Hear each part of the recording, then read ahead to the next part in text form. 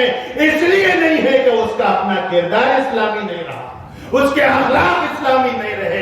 ایک طرف وہ نبی معظم صلی اللہ علیہ وسلم جن کے بارے میں قرآن نے کہا انک لعلی خلق عظیم، اے میرے حبیب آپ اخلاق کے اس بلند مقام پر ہیں جہاں تک نہ کوئی پہنچا ہے نہ پہنچ سکتا ہے۔ آپ کے اخلاق تو اٹھا کر دیکھو، نبی کے نام پہ میلاد منانا آتا ہے، نبی کے عشق کے دعوے کرنا آتا ہے، جھنڈیاں نکالنا آتا ہے، لیکن نبی کے اخلاق کبھی دیکھا ہم نے کہ نبی نے اخلاق ہمیں کیسے دیے تھے؟ یہودی جن کے بارے میں قرآن نے کہا جیوس جن کے بارے میں قرآن نے کہا لَتَجِدَنَّ أَشَدَّ النَّاسِ عَدَاوَةً لِلَّذِينَ آمَنُوا الْيَهُودُ وَالَّذِينَ أَشْرَكُوا، دھرتی پر اسلام اور مسلمانوں کے سب سے بدترین دشمن اگر کوئی ہیں تو یہودی ہیں۔ قرآن کہتا ہے یہ کہ سب سے بدترین دشمن اسلام اور مسلمانوں کے یہودی ہیں۔ ایک یہودن عورت، نوجوان لڑکی سمجھیے، انہیں نبی کی دشمنی میں اتنی آگے بڑھ گئی تھی اس مکے میں کہ روزانہ اپنے گھر کا اطراف کا ادھر کا ادھر کا کچرا جھاڑ کے جمع کرتی تھی اور باہر نکل کے نبی کے گزرنے کا انتظار کرتی تھی۔ جب بھی اللہ کے پیارے رسول صلی اللہ علیہ وسلم وہاں سے گزرتے تو وہ کچرا لا کے ان کے سامنے میں ڈال دیتی تھی، کبھی ان کے اوپر ڈال دیتی تھی، کبھی ان کے سامنے ڈال دیتی تھی کچرے کے اوپر سے۔ کئی دنوں تک اس کا یہی عمل تھا، اسلام دشمنی اور نبی سے نفرت اس کے دل میں اتنی تھی کہ انہیں پورا کچرا لے کے انتظار میں رہتی تھی۔ جب بھی میرے آقا گزرتے تو وہ کچرا لا کر آپ پر اور آپ کے راستے پہ ڈالتی تھی۔ مگر آقا رحمت للعالمین بنا کر بھیجے گئے تھے، محسن انسانیت بنا کر بھیجے گئے تھے۔ میرے آقا نے کبھی پلٹ کے اس سے نہیں پوچھا کہ کس جرم کی یہ سزا دیتی، کیا کرا میں تیرا، کیا بگاڑا، کبھی نہیں۔ آقا مسکراتے ہوئے گزر جاتے تھے۔ روز کا معمول یہ تھا انہیں کچرا ڈالنا اور آقا مسکراتے ہوئے گزر جائے۔ اتفاق سے ایک دن، 2 دن، 3 دن، 4 دن وہ عورت آئی نہیں، کچرا رستے میں پڑا ہی نہیں۔ جب 2-4 دن ہو گئے تو اللہ کے پیارے رسول صلی اللہ علیہ وسلم نے صحابہ سے پوچھا کہ بھائی وہ فلاں عورت جو آتی تھی راستے میں کچرا ڈال کے جاتی تھی انہیں نہیں دکھ رہی 2-4 دنوں سے، کیا بات، کہاں ہے، انہیں کیا ہوا، خیر خیریت اس کی معلوم؟ تو صحابہ میں سے کچھ اٹھ کے بولے کہ یا رسول اللہ وہ بیمار ہے، وہ اپنے بستر پہ پڑی ہوئی ہے۔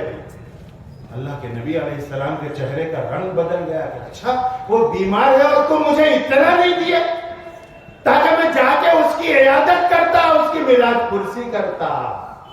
رحمت عالم صلی اللہ علیہ وسلم کا یہ جملہ غور کروا، جو روزانہ دشمن اسلام کی اور نبی کی کچرا ڈال رہی، اس کے بارے میں آپ نے سنا کہ وہ بیمار ہے، آپ تڑپ گئے۔ اور صحابہ کہتے ہیں کہ ہم نے نبی کو پہلی مرتبہ جلدی سے اٹھتے اٹھ کر ننگے پیر تیزی سے چلتے ہوئے دیکھا، اور وہ کہیں لکھا ہے کتابوں میں نے پڑھا کہ 7 میل دور تھا اس کا، 7 میل۔ اللہ کے نبی علیہ السلام پیدل گئے 7 میل، اس کے گھر پہ پہنچے، دستک دی، اس کا باپ وہ بچی کا نکلا یہودی کا، اللہ کے نبی علیہ السلام کو اور صحابہ کو دیکھا تو انہیں ڈر گیا، کانپنے لگا، اللہ انہوں آج بدلہ لینے عائشہ ہماری بیٹی روزانہ ہم لوگ ان کو ستاتے تھے، آج انہوں بدلہ لینے عائشہ، بلکہ انہیں ڈر گیا، ڈرتے ڈرتے پوچھا صاحب کیسا ہے، کیسا آنا ہوا؟ تو اللہ کے رحمت والے نبی نے فرمایا کہ مجھے معلوم ہوا ہے کہ تمہاری بیٹی بیمار ہے، میں عیادت کو آیا ہوں، مزاج پرسی۔ پریشان ہو گیا وہ دشمن، وہ بیٹی میری جس نے ہمیشہ راستے میں کانٹے بچھائے کچرا ڈالا، آپ کو قدم قدم پر تکلیف پہنچائی، اور اس بیٹی کی بیماری کی خبر سن کر میرے آقا میرے گھر محمد الرسول اللہ میرے گھر آئے، لہذا انہیں پریشان ہو گیا، لے کے گیا۔ واقعہ تو بہت لمبا ہے، مجھے صرف آپ کو یہ سنانا ہے کہ نبی کے اخلاق کیسے تھے۔ اللہ کے نبی کو سامنے لے جا کے کھڑا کر دیا، اس نے دیکھا نبی کریم علیہ السلام کی نبوت والی آنکھیں جب اس پر پڑی تو آپ نے سمجھ لیا کہ یہ اس کا آخری وقت ہے، یہ شاید اب دنیا چھوڑ کر چلی جائے گی۔ پھر آپ نے ہاتھ آسمان کی طرف اٹھائے، اللہ سے دعا کی، پھر اس بچی کے قریب جا کر فرمایا کہ بیٹی اب بھی موقع ہے تو کلمہ پڑھ لے، میں کل قیامت میں اللہ سے تیرے لیے جنت کا فیصلہ کروا دوں گا۔ بیٹی بیمار ہے اور آخری وقت ہے، چند لمحوں میں چلے جانے والی وہ یہودی یہودن، اور میرے رحمت والے نبی یہ فرماتے ہیں کہ بیٹے क्या अब भी मेरे हक होने का यकीन नहीं है, मेरे सच्चे होने का तुझे यकीन नहीं है? अब भी तू कलमा पढ़ ले, कल क़यामत में अल्लाह से सिफारिश करके फिर जन्नत दिला दूंगा।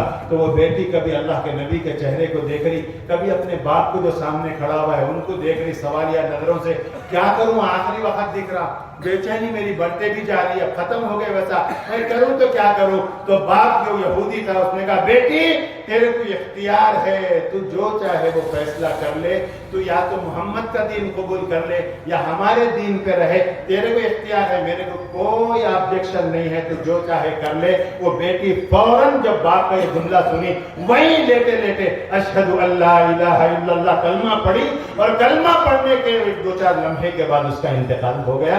मेरे नबी के आंखों में आंसू आ गए और आसमान की तरफ हाथ उठाकर फरमाया अल्लाह तेरा कितना बड़ा करम है कि एक हमेशा जहन्नम में जलने वाली औरत को आखिरी वक्त में तूने अपने नबी के जरिए से कलमा पहुंचाकर जन्नत वाला बना। मेरे दोस्तों मैं ये क्यों सुना रहा हूं?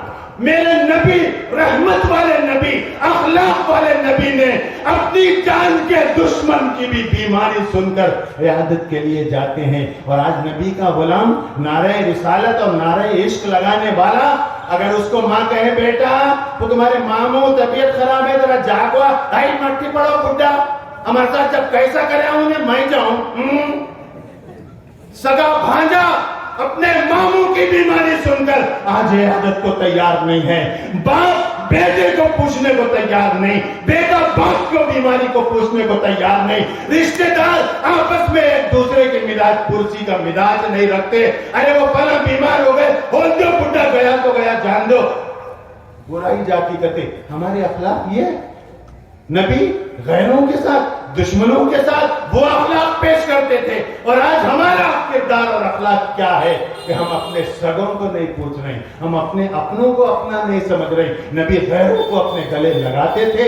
ये अखलाक नबी ने हमें और आपको दिए और फरमाया अगर कामयाबी चाहते हो तो अपने अखलाक को, अपने किरदार को अच्छा करो। अगर तुम्हारा किरदार नबी वाला बनेगा तो तुम्हें इस मुल्क में नहीं पूरी धरती पर फिक्र करने की जरूरत नहीं कि अब हमारा क्या होगा। अल्लाह गैरों के दिलों में मोहब्बत और इस्लाम का रोब और तुम्हारा रोब डालेगा, फिर इंशाअल्लाह कुछ नहीं होगा, अमन कायम होगा। आज हम बद अखलाक हो गए, आज हम बेदीन हो गए, जिसकी सजाएं कदम कदम पर हम भुगत रहे। क्यों? हम नबी वाले अखलाक से बहुत दूर हो गए। नबी गैरों के साथ अखलाक से पेश आते, हम अपनों के साथ बद अखलाकी कर रहे हैं। हम अपने सगों को पूछने को तैयार नहीं है। मेरे दोस्तों आज ये लानत मोबाइल की शक्ल में आ गई। अम्मा बीमार, बाबा बीमार, क्या तो मुसीबत आन दो, पोटा चैटिंग में रात भर बैठा हुआ है। ये अखलाक और ये किरदार हमारे, मेरे दोस्तों हमारे अखलाक तो ऐसे होते कि मेरा खैर भाई अगर हमको देखता तो बोलता वाकई इस्लाम बहुत अच्छा मजहब है। देखो इस्लाम के मानने वाले कितने सलीके वाले, तहजीब वाले, कभी जबान से सख्त लफ्ज नहीं बोलते, कभी गाली नहीं देते, कभी झूठ नहीं बोलते, कभी बेईमानी नहीं करते। कितना अच्छा मजहब है।